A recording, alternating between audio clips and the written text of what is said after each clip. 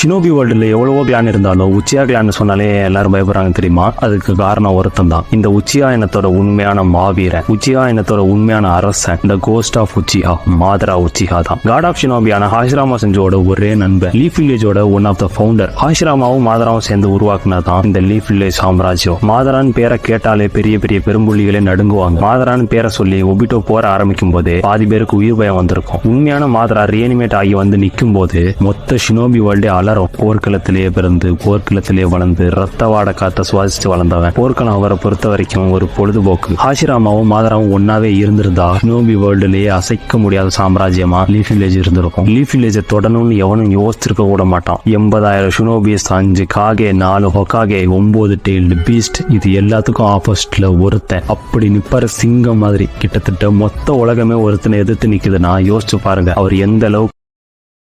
Download ShareChat.